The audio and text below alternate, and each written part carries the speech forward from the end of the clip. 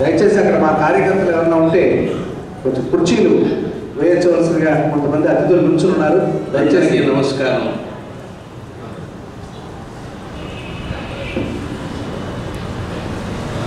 చలనచిత్ర రంగానికి వచ్చిన తర్వాత కానీ నాకు జంధ్యాల గురించి తెలియదు. ఆయన అవకాశం ఇచ్చారు కాబట్టి నేను వచ్చాను. లేకపోతే ఏదో ఉద్యోగం చేస్తూ వీలైనప్పుడు నాటకాలు ఆడుకుంటూ నా బతుకు ఏదో నేను బతుకేవండి. నెలకి కొంచెం పెన్షన్ వచ్చేది. కానీ కరెక్ట్గా నేను చేస్తున్న ఉద్యోగం పర్మనెంట్ అవుతున్న సందర్భంలోనే నాకు 4 స్తంభాల ఆటలో అవకాశం వచ్చి ఆ పిక్చర్లో మంచి పేరు వచ్చింది. ఆ ఆనందం కంటే ఉన్న ఉద్యోగం పోయింది అన్న విచారం. అంటే జీవితంలో వెలుగు నీడలు పక్కపక్కనే ఉంటాయి. లైట్ లేకపోతే నీడ రాదు, లేదు. అంతా చీకటే అయినప్పుడు నీడ ఎక్కడ ఉంటుంది?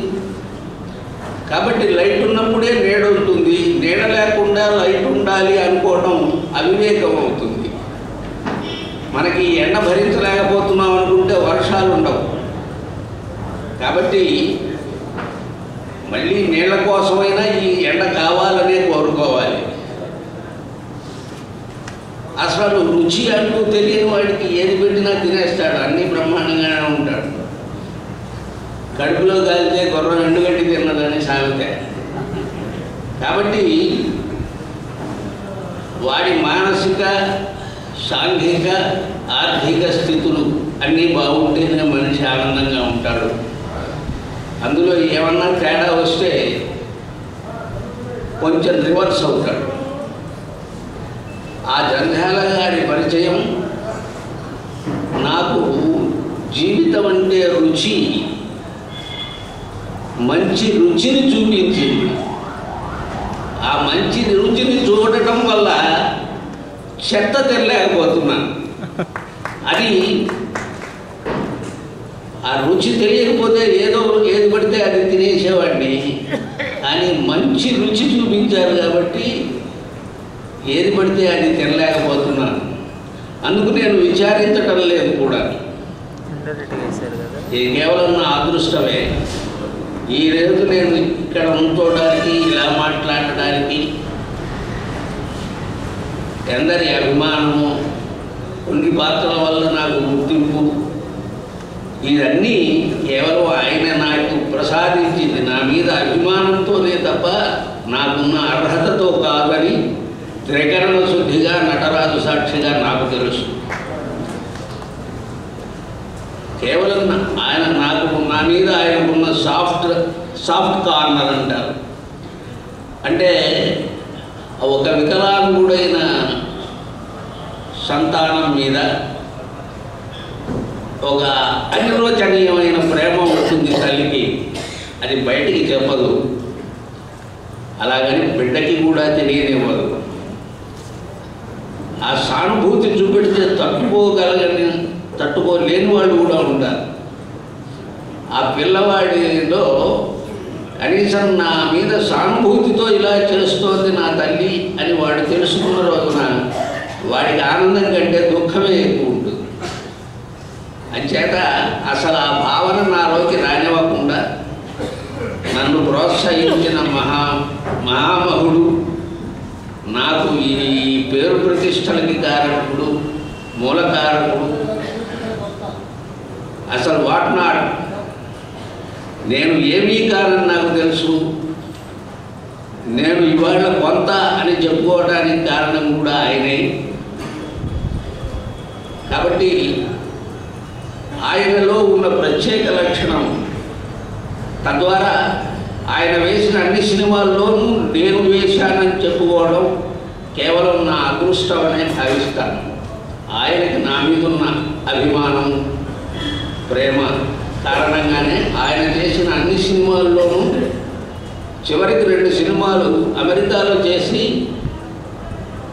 ఆ 2 సినిమాల్లోకి కాల్ షీట్ల ప్రాబ్లం వల్ల నేను వెళ్ళలేకపోతే అందులో కొన్ని సీన్స్ మెడ్రాస్లో తీసి ఆ పిక్చర్లో జాయిన్ చేశారు. అది ఆయనకి నా మీద ఉన్న అభిమానం, ప్రేమ. అంటే ఆ సినిమాలో నేను ఉండాలి. ఆయన ఎప్పుడూ అంటూ ఉండేవారు, ఒక డైరెక్టర్ ఇంట్రడ్యూస్ చేసిన ఆర్టిస్టు ఆ డైరెక్టర్ చేసిన అన్ని పిక్చర్లోనూ ఉండడం హాలీవుడ్లో కూడా ఇంతవరకు జరగలేదు. మీరు నేనే చేస్తున్నామండి అది 100 అవ్వాలి అని ఆయన నోటితో ఆయన అన్నమాట. కానీ ఆయనే మాట తప్పాడు. అందరినీ నవ్వుల రుచి చూపించి ఒకప్పుడు పరిమితమైన హాస్యాన్ని, తర్వాత మిగిలి హాస్యాన్ని తట్టుకున్న ప్రేక్షకులకి అసలు రుచిదయ్యా అని ఈ రుచి మరిగించి ప్రేక్షకులకు అందించి దానికి అమరత్వాన్ని సిద్ధింపజేసి ఆయన మాత్రం కనుమరుగయ్యాడు. దీనికి కారణం మనం కాదనుకోండి. అయినా నా దృష్టిలో ఆయన సరిపోలేదు. ఇది కొంచెం విపరీత వ్యాఖ్యలాగా మీకు అనిపించిన నిజం. ఆయన చిత్రాలు, విజయవారి చిత్రాలకి ఎంత ప్రజాదరణ ఉందో, మాయావదారు, పాతాళ భైరవి, మిస్సమ్మ, కుటుంబ కథ, పెళ్లి చేసి చూడు, ఇటువంటి చిత్రాలు మళ్ళీ మళ్ళీ రిపీట్ చేసిన అది ఛానల్స్లో రానివ్వండి, థియేటర్లో రానివ్వండి, మళ్ళీ జనం ఎప్పుడూ ఎక్కడైనా చూస్తూనే ఉన్నారు. ప్రపంచవ్యాప్తంగా ప్రవాసాంధ్రులైతే వాళ్ళు క్యాసెట్లే పెట్టుకున్నారు ఇండ్లలో.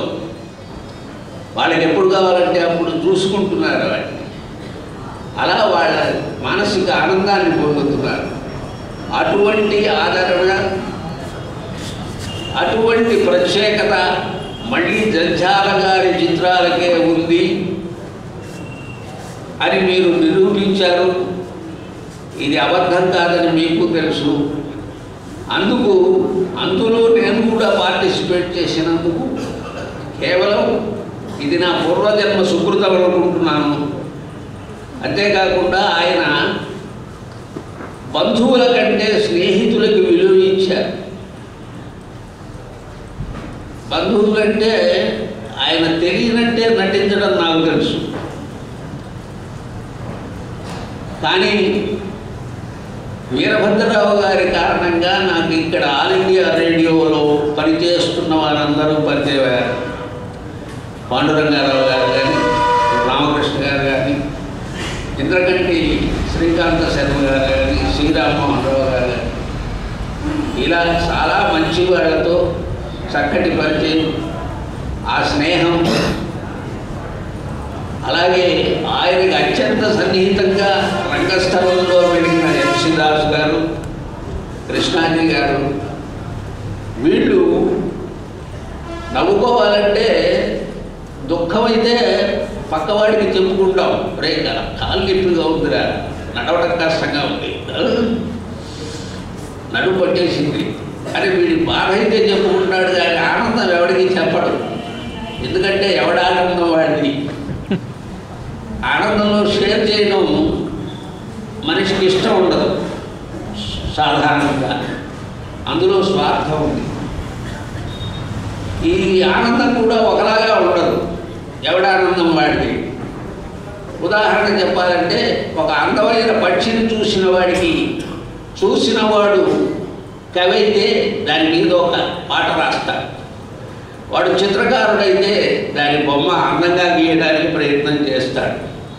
వాడొక శిల్పి అయితే అందమైన శిల్పం చెక్కుతాడు, దాని తాలూకు అందమైన శిల్పం చెక్కుతాడు. వీడు మాంసాహారం అనుకోండి, దాన్ని కొట్టి భోజనం చేస్తాడు. ఇవన్నీ ఆనందాలే, కానీ అన్నీ ఒకటి కాదు. అలా ఎవరినీ నొప్పించకుండా, బాధ పెట్టకుండా, అందరినీ హాయిగా నవ్వించే సకల జనాదరణ పొందిన సినిమాల్ని సృష్టించి ఆ రుచి నేర్పి బ్రిటిష్ వాళ్ళు మన దగ్గరకు వచ్చిన తర్వాత అందరికీ కాఫీలు ఉచితంగా ఇచ్చేవాళ్ళు. ఆయన పర్వాలేదండి. వీళ్ళకి అలవాటు చేసేసిన తర్వాత అతనాయి అని అడుగుతాడు. ఇదేంటారు మొన్నటిదాకా ఉత్తినే పోసావు కదా అంటే, లేదు మీకు అలవాటు చేయడానికి చేసాము, అది వ్యాపారం నాయనా అని. అలా జంధ్యాల గారు సడన్గా మన మధ్యలో నుంచి తప్పుకున్నారంటే, కానీ ఆ రుచి మనని వదిలిపెట్టదు, అది మాత్రం నిజం. అసలు ఈ అవకాశం అలా హాస్యం అంటే ఎవరిని నొప్పించకూడదు, ఎవరిని బాధ పెట్టకూడదు, ఎవరిని కించపరచకూడదు. ఆకారం కానీ, వికారం కానీ, అంగవైకల్యం కానీ, లేదా వృత్తిపరం కానీ, వ్యక్తిపరంగా కానీ ఆ ఫలానా వ్యక్తికి తెలిసినప్పుడు బాధపడతాడు, అతన్ని కూడా బాధ పెట్టకూడదు. నిజమైన హాస్యం అంటే పసిపిల్లవాడిన కొంత పవిత్రంగా ఉండాలి. అది ఆయన అభిప్రాయం. ఆయన తీసిన సినిమాలన్నింటిలోనూ అలా చేయడానికే మనిషిలోని చిన్న చిన్న వికృతమైన లక్షణాలు అది చూసేవాళ్ళకి కొంచెం మన మామూలు నార్మల్ ఐకి దొరకదు. ఆయన అతీతుడు కాబట్టి ఆయన అందులో ఆ లోపం ఏమిటి అని దాన్ని తీసుకొచ్చి ఆ లోపాన్ని హాస్యపరంగా చెప్పారు. అందరినీ మెప్పించారు. కాబట్టి ఈ అవకాశం నాకు రావడం, మీ ముందు ఇలా మాట్లాడటం కాదు, తర్వాత నాటకం కూడా వేయాలి. కాబట్టి ఈ శృతి కంటే ఆ శృతి నాకు చాలా ఇంపార్టెంట్. కనుక ఒక చిన్న జోక్ చెప్పి, జోక్ కాదు జరిగిందే. మా మేనమామ వాడికి పెళ్లి సంబంధాలు చూస్తున్నాడు. ఒక పిల్లని చూసి వచ్చాడు. అప్పుడు నాకు ఇంకా ఇంత వయస్సు రాలి, అంటే అప్పుడు నాకు పెళ్లి వయస్సు కూడా రాలేదు, అది నిజం. మా మేనమామ గారు పిల్లని చూసి వచ్చాడు. తర్వాత వచ్చిన దగ్గర నుంచి వాడిలో ఒక విచిత్రమైన లక్షణం పుట్టింది. మీ పళ్ళెత్తు అనుకుంటాను, పళ్ళెత్తే. కృష్ణాజీ గారు మీ పళ్ళు కూడా ఎత్తే, ఆయన పళ్ళు ఎత్తే అని కనిపించిన, రోడ్డు మీద కనిపించిన వాళ్ళు వీడిని పలకరించినా పలకరించకపోయినా అందరినీ పళ్ళెత్తంట మొదలెట్టారు. ఇది ఏమిటిరా, ఏమిటి, ఎందుకంటున్నాడు వీళ్ళు అలాగా అన్నది వాడిని పెట్టినాడు మా అందరికీ తెలిసింది. ఆ పిల్లకి మనిషి ఇక్కడ ఉంటే పళ్ళు అక్కడ ఉన్నాయి అంటే రేపు ఎవడన్నా పెళ్ళయిన తర్వాత నీ పెళ్ళ పళ్ళెత్తు అని అంటాడేమోనై. వీడు కనిపించిన వాడినల్లా నీ పళ్ళెత్తు అనుకుంటాను, నీ పళ్ళు ఎత్తే. అలా ఎందరో మహానుభావులు. నవ్వండి, నవ్వించండి, నవ్వే అవకాశం కూడా అందరికీ కల్పించండి. నా దృష్టిలో జంధ్యాల గారి జయంతులు తప్ప వర్ధంతులు చెయ్యొద్దని ఈ సభాముఖంగా అందరికీ మనం చేస్తూ సెలవు తీసుకుంటున్నాను. నమస్కారం.